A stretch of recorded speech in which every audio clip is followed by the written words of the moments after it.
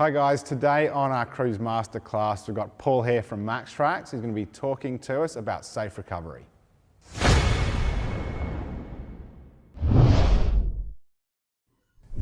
So we're heading into our 2022 rat run and we've been using the Maxtrax recovery gear pretty much from the beginning. So Paul, tell us a bit about the history of Maxtrax. So obviously most people would have heard the story of Brad McCarthy. Used to ride Dirty Weekends, which was a travel guide for Southeast Queensland. As he was doing some further travel, he got himself stuck on a beach in Townsville, and it took him 6 hours to get out. And afterwards, he sort of realised that for solo travel, there had to be a better way. So he spent the next few years developing a product, which eventually became the Maxtrax Mark 1. So these ones over here, and released them in 2005. And then obviously as time's gone on, the boards have been sort of further developed and obviously now into our extreme range. Yeah, well we've had them ever since the beginning. I remember getting our first set and being able to use those out in the rat run to extract vehicles that are stuck that we couldn't get winches to and stuff like that, and it's been part of our staple gear along our whole journey. And from there, so last year on our rat run, along the trip we have had different prototypes. I think we had the extremes early on as well. Then last year on the rat run we got into the new range of recovery gear from Maxtrax. So we got stuck on the Frenchman's a bunch of times. We had to winch and use Maxtrax and all that type of stuff, and we got our hands on all the new gear. So tell us a bit more about that new range and where that came from. Yeah, so as time went on, and obviously towing trailers and bigger vehicles and all that, Maxtrax has sort of seen us through for many years, but we saw there was a need to expand our range, and the ethos at Maxtrax is safe, simple, quick and easy, with safety being one of the primary factors we look at. So we look to develop a recovery system that wasn't just the same as what everyone else had. There was a bit of safety built into it, and effectively Brad and I, when we first spoke about it, it was about removing as much metal as we could out of a recovery system. So that was obviously, we saw bow shackles, big hooks on winches, all that sort of stuff as being those potentially dangerous items in a recovery if it went wrong. So the first part was obviously to go through and look at the recovery system and how to set it up. And then we went through a series of determining what was the weakest parts, or what were the lowest rated parts, and what was the breaking points of each component in a recovery. Yeah. And then that's where we obviously developed our fuse shackle from that information we learnt from, we broke hitch pins. Oh yeah. And then we had some discussions with tow bar manufacturers like Hayman Reese, and then got some learnings around about ratings of all the equipment that was on the vehicle. And then we sat down and developing a kinetic range of recovery ropes, as opposed to a snatch strap, which is what people would most be used to using, or a flat strap. And then coming back to that fuse shackle, and then our core shackle, to develop a system where we knew, or we brought about a predictable point of failure if you were to overlay that system. But I guess best bet would be to pull a bit of gear out and show you. Let's hook in and have a look. And one of the great things that we found last year about the new range is it's light and it packs well. So I carry the recovery gear on my 200 in a space case so I can get to it, and you can see how it all packs up with these little straps. It's all nice and neat. And because we're not having heaps of weight through steel shackles and that type of thing, and winch pulley blocks, you can put it on your roof without any concern of overloading your roof or making it a bit top heavy. Yeah. So like I mentioned, we looked to remove as much metal as possible that we could out of a recovery system. And then in that we developed a couple of metal items, which the first one's a recovery hitch. So for us, we needed somewhere to be able to attach to a vehicle, and other tow bars are available with recovery points built into them now. But for us, most of the wagons and that require a recovery point in the back. So we were in the desert in 2015, and we saw a need to come up with or to start using a soft shackle only hitch. And then our investigations after the trip. We couldn't find one, so we ended up developing our own. So what makes a soft shackle hitch for the uninitiated? Okay. So effectively, a standard hitch was designed for use with a bow shackle. So it had a thin sort of area which the bow shackle would slide over and then bolt onto.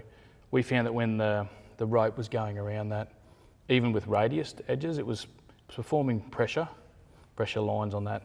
So for us, it was about developing a radius around here to be able to spread the load of the rope shackle. Yeah, so the shackles last longer, they don't get damaged during the recoveries. So it places an even load around, so it sits around the actual ball end there. Yeah, that's a clever design. And then the other metal item we developed was a winch ring as well. So essentially to replace a snatch block. Yeah.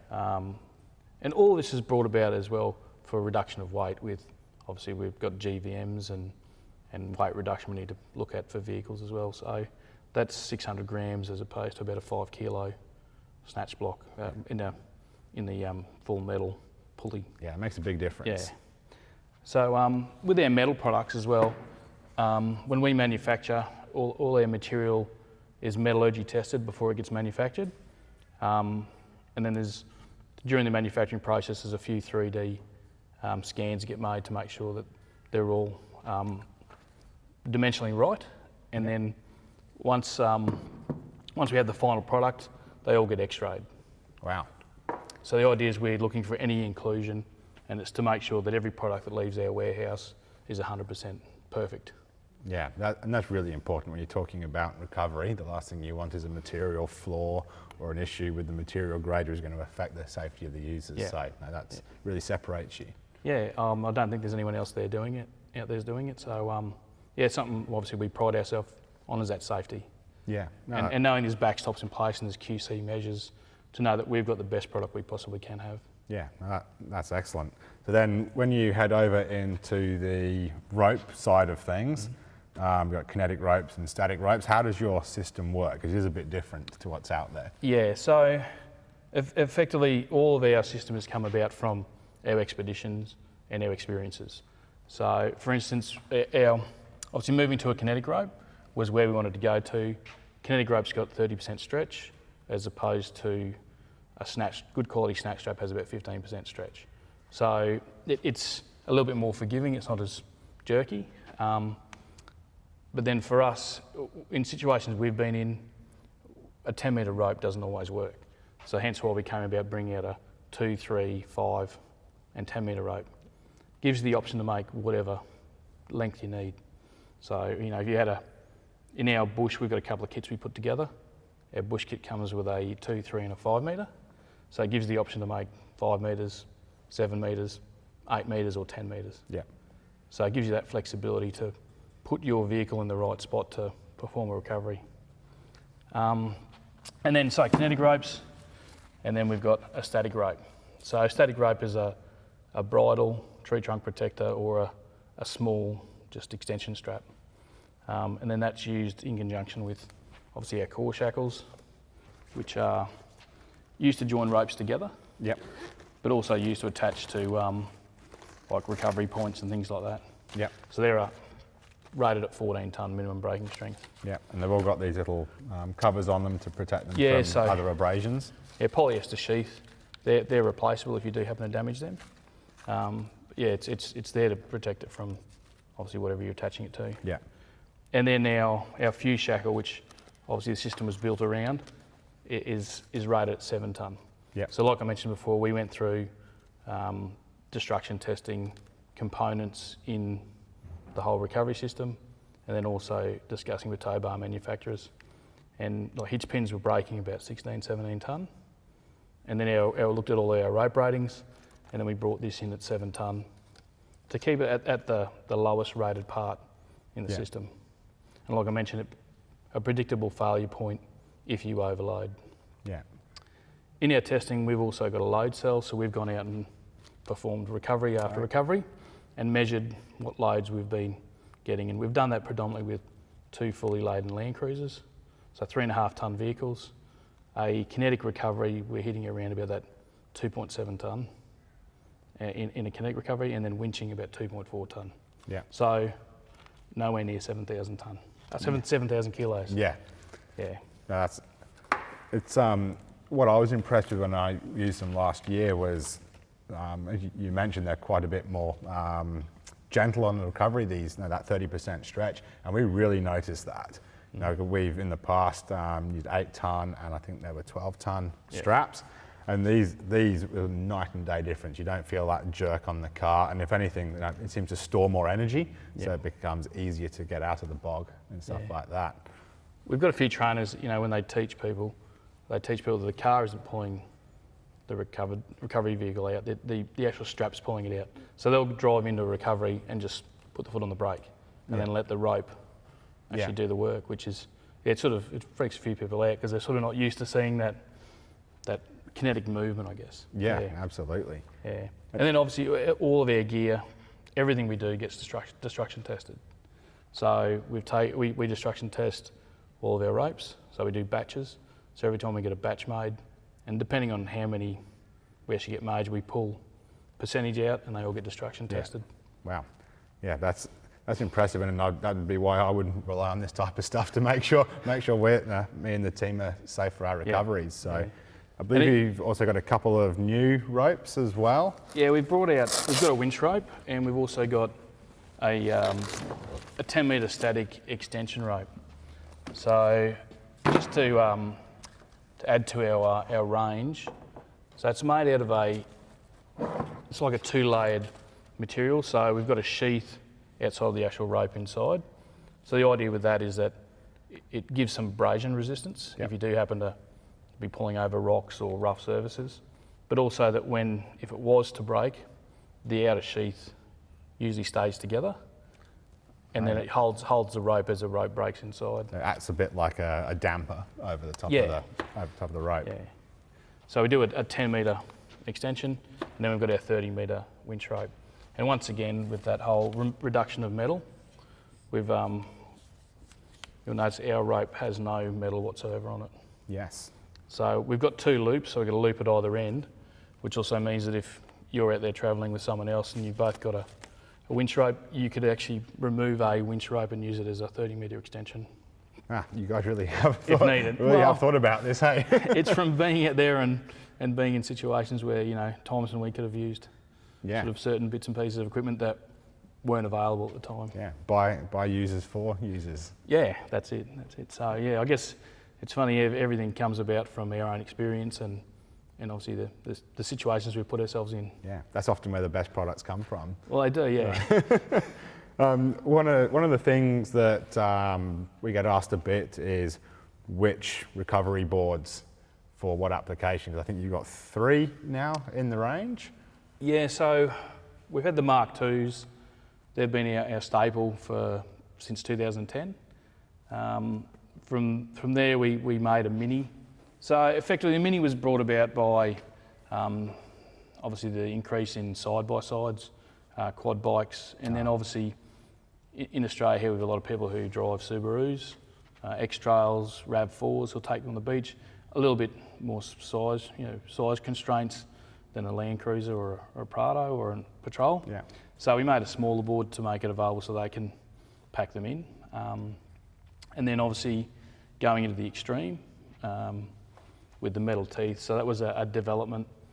It was a 4-year process to go from Mark II to Extreme. And it was a request from US Special Forces. Oh, so they approached us at SEMA and said, we want metal teeth. So 4 years later, the Extreme was born. It was a bit of a manufacturing sort of challenge. Yeah, because those little teeth are threaded into the mould, aren't So the teeth are anodized alloy. Yeah. So they're all die cast first, and then they get placed into the mould, and then the board's over moulded with the teeth in position. Yeah. And they form the thread in the nylon.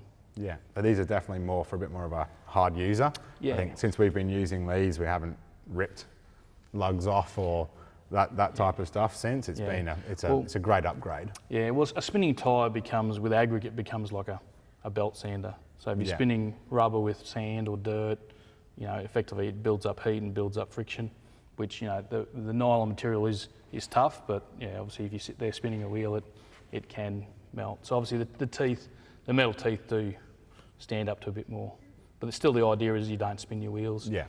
The idea is to gain traction and drive the car out of the bog. With our full recovery system, we recommend people use the Maxtrax as well. So we find that obviously clearing out that front tyre, placing some ramping down actually reduces the load required. We did some testing with our load cell again, and it was up to about 30%. It drops down that load when winching or doing a kinetic recovery. So anything to bring those loads down is what we're trying to do. So it brings safety, brings that risk down. Yeah, no, that's really important. And you might have a bit of a vested interest in this, but how many Maxtrax should you carry? As many as you can. Obviously, if you're driving, you just got a vehicle, the best scenario would be to have a Maxtrax under each wheel. But people who have two, it might mean if you do get stuck in a particularly boggy section, you're having to do a couple of recoveries. Yeah. So a pair on the front axle to get out, or if you're reversing on the back axle. If you've got four, you can obviously throw four under, and it gives you that extra.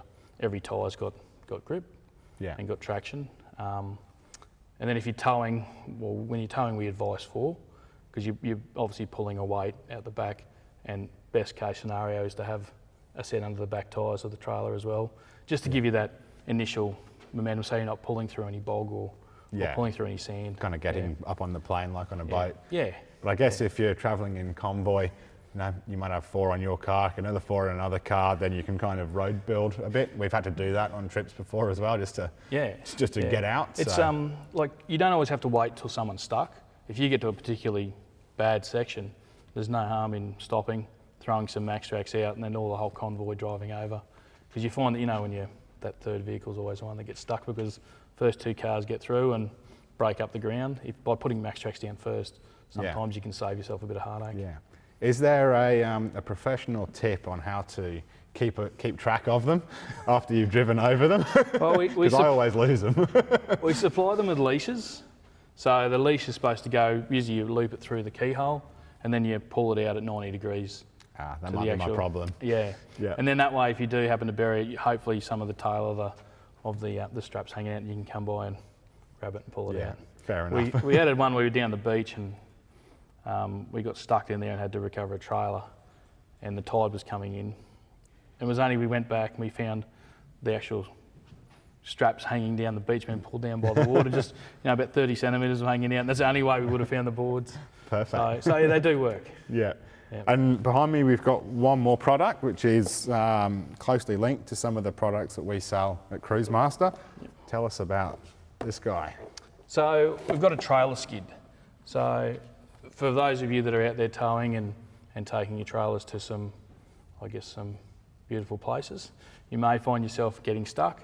Trailer skid gives the option of you're able to disconnect your trailer, recover your vehicle, take your vehicle to safety, and then turn it around and winch the trailer back. So the idea is that you'll drop your jockey wheel in here, wind the jockey wheel all the way down, and then strap it. There's a strap that goes there. Over. It is. Yep. That's the one we prepared earlier. Yep. Strap that goes over and holds the jockey wheel to the actual trailer skid, and then using our ropes and shackles, connect up to the trailer A-frame, and then pull it to safety until you can get it to a spot on hard ground. Now, the beauty about this is, we've got some nice, trailer couplings these days with your DO35. Yeah, one in particular. Yeah. You don't want to pop it down in the sand. Like a lot of people, they get stuck, they've dropped their trailers right down to try and drag them out. So the idea is this keeps everything all out of the way, and all keeps it easy to get back on the trailer without having to use a jack to get it back on. Yeah, nice. We appreciate that. And everything to care for the coupling is good. Thanks, Paul, for coming in and talking us through all of your awesome recovery gear. If people want more information on this or want to purchase it, where should they be heading? Obviously our website's a great point of contact.